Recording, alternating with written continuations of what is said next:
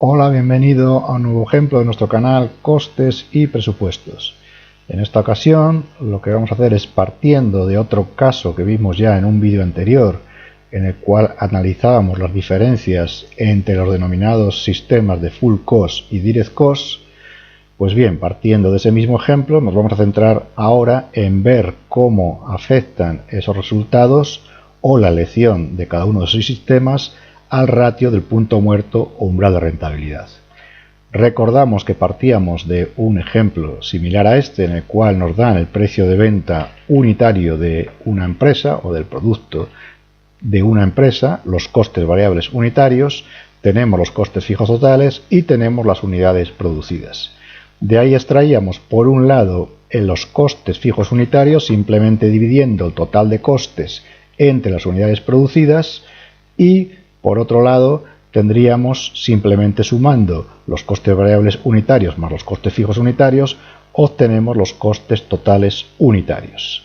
Partiendo de esos datos, elaborábamos una tabla de este tipo, en la cual tenemos las unidades producidas. Vamos a imaginar que se venden 85.000, en este caso son envases, podría ser otra unidad de medida de cualquier producto, y partiendo de eso obteníamos, por un lado, el llamado o la llamada cuenta de resultados mediante el método de Full Cost y la cuenta de resultados mediante el método del Direct Cost.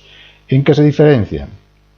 Pues bien, vemos que en el caso de Full Cost partimos de las ventas o ingresos, que simplemente será multiplicar las unidades vendidas por el precio de venta unitario, obtenemos las ventas. En el caso del Direct Cost son las mismas ventas, pero donde se diferencian es a la hora de obtener los costes de producción, ya que en el caso del Full Cost lo que hacemos es multiplicar los costes totales unitarios por las unidades vendidas, estamos imputando todos los costes, por lo tanto al final ya no nos quedarán costes fijos para imputar detrás o debajo del margen que obtenemos. Pero el caso del Direct Cost se diferencia en que primeramente, en primer lugar, para obtener los costes de producción imputamos solo los costes variables unitarios. Aquí lo vemos. En este caso, estos costes variables unitarios multiplicado por las unidades vendidas nos darían los costes de producción. Por lo tanto, debajo de este llamado, en este caso margen de contribución, vamos a imputar los costes fijos, que son los que nos quedan para llegar a obtener el resultado. Recordamos, en el caso de que producíamos lo mismo que vendemos, lógicamente el beneficio es el mismo, porque me da igual imputar los costes aquí que imputarlos arriba, como en el caso de Full Cost, porque al final la suma de esos costes es lo mismo y llego al mismo resultado o el mismo beneficio. Ahora bien, vamos a considerar que en este caso lo que hacemos es aumentar las unidades producidas, entonces no van a coincidir con las unidades vendidas, y vamos a imaginar que que producimos 86.000 envases. Es decir, vendemos 85.000, pero hemos producido más de los que hemos vendido. ¿Qué es lo que sucede en este caso? Pues que habrá una serie de unidades que hemos producido y que no hemos vendido, que son en este caso esas 1.000, que es la diferencia entre lo que hemos producido y lo que hemos vendido. Y ahora bien, vamos a obtener el ratio del punto muerto o umbral de rentabilidad en unidades físicas. Recordamos que la fórmula es dividir los costes fijos entre el precio de venta unitario menos el coste variable unitario. Pero, ¿qué es lo que sucede en el caso de Full Cost?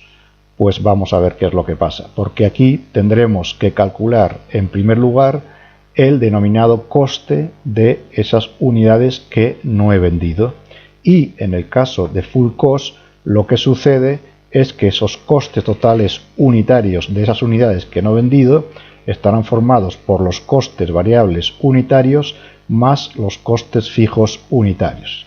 Y como decíamos, en el caso de Full Cost lo que sucede es que hay una parte de costes fijos que se quedan imputados a esas unidades que no he vendido, ya que la fórmula consiste, como vemos ahí, en sumar a los costes variables unitarios los costes fijos unitarios que se han quedado asociados a esas unidades que no he vendido. que no es ni más ni menos, consiste en dividir los costes fijos totales entre las unidades producidas, y eso lo multiplico por esas unidades que no he vendido, que son de 1000 unidades en este caso.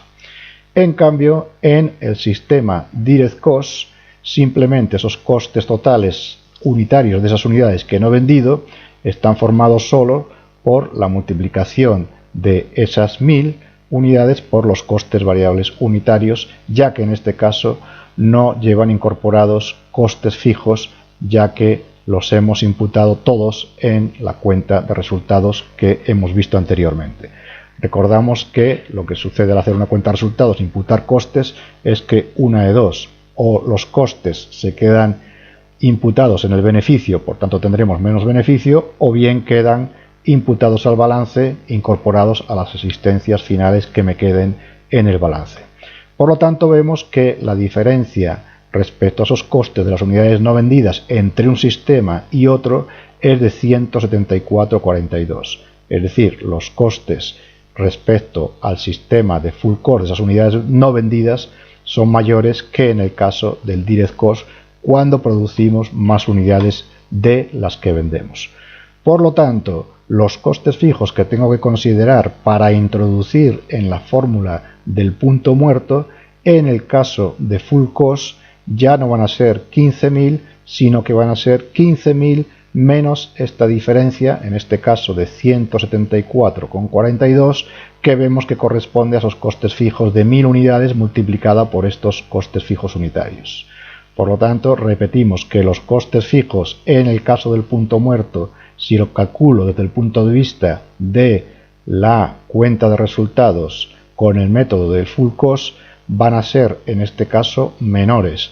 ¿Por qué? Pues porque no tengo que imputar todos esos costes fijos relativos a la producción que tenía antes de 15.000, ya que una parte de esos costes fijos, como decimos, ha quedado incorporado a las existencias finales en el balance.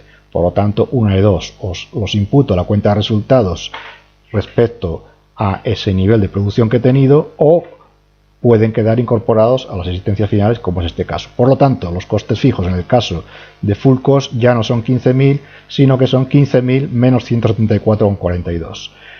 ¿Qué es lo que sucede? Que al calcular el punto muerto y al haber aumentado el nivel de producción, repetimos que los costes fijos en el caso de full cost han disminuido, por lo tanto el numerador disminuye.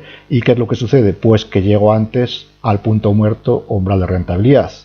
O, dicho de otra forma, el punto muerto en unidades físicas es menor que en el caso del sistema Direct Cost. Esto, si lo queremos explicar de una forma un poco más analítica, podríamos ir a la fórmula que vimos también en un vídeo anterior del punto muerto umbral de rentabilidad. Recordamos que se parte de la siguiente igualdad: tenemos los ingresos totales por un lado, que son cantidad por precio de venta unitario, y tendremos los costes totales, que son los fijos más los variables, sabiendo que los costes fijos más los costes variables los podemos poner en relación a la cantidad porque dependen de esa cantidad. En el punto muerto recordamos que se tiene que cumplir que ingreso total es igual a coste total, y desarrollando la expresión anterior o poniendo igualando las dos expresiones anteriores, recordamos que se llegaba a esta conclusión de que cantidad vendida por el precio de venta unitario es igual a los costes fijos más los costes variables unitarios por esa cantidad.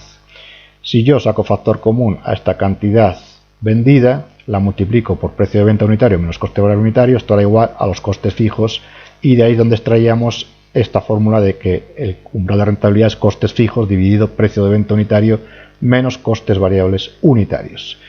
Aquí lo que voy a hacer es igualar todo a cero, porque es cuando llego al punto muerto umbral de rentabilidad, y me quedaría de esta forma: que la cantidad vendida multiplicada por el precio de venta unitario menos el coste variable unitario menos los costes fijos, pero aquí es donde cambia esta fórmula, ya que recordamos que en el caso de full cost lo que hago es dividir los costes fijos entre la cantidad producida, no entre la cantidad vendida. Recordamos cómo hemos calculado estos costes fijos unitarios.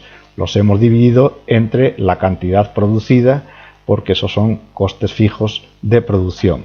Por lo tanto, aquí vemos que esta cantidad vendida no es igual a esta que llamamos Q sub P, que es la cantidad producida. Por lo tanto, llego a esta igualdad.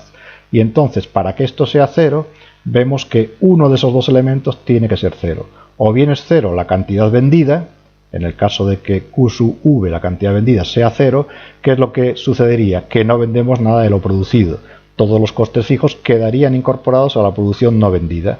O bien puede ser que la otra expresión sea 0, para que el total sea 0. Y la otra expresión decimos que era el precio de venta unitario menos el coste horario unitario menos esos costes fijos unitarios, que son los costes fijos divididos entre la cantidad producida. Entonces, si es 0 esta fórmula, este elemento de la fórmula, esto implicaría que el precio de venta tiene que ser igual a los costes reales unitarios más los costes fijos unitarios.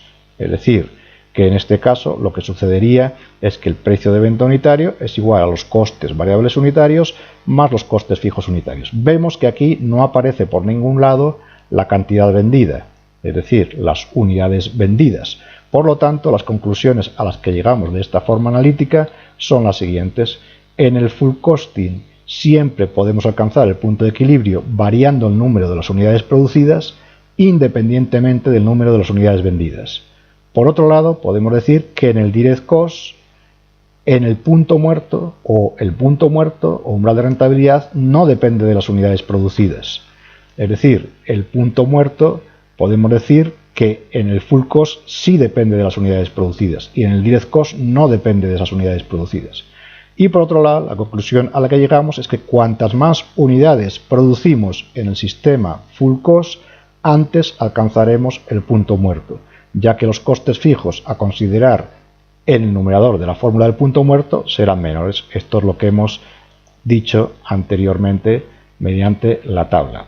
Vamos a ver otra situación, como decimos, para corroborar esto que hemos dicho antes. Vamos a aumentar las cantidades producidas a 88.000 y vemos que en el direct cost el punto muerto, unidades a vender para llegar a la rentabilidad de 0, la mínima rentabilidad, no varía para nada, es decir, no depende de esas unidades producidas, pero en el caso de full cost sí depende de esas unidades producidas, ya que cuanto mayores son las unidades producidas, vamos a poner que son 90.000, por ejemplo, y veremos cómo alcanzamos antes el punto muerto, es decir, va disminuyendo en el caso de full cost a medida que voy aumentando el nivel o unidades producidas. Pues bien, este es un ejemplo para ver cómo afecta al punto muerto umbral de rentabilidad la elección de uno de esos dos sistemas, el full cost o direct cost.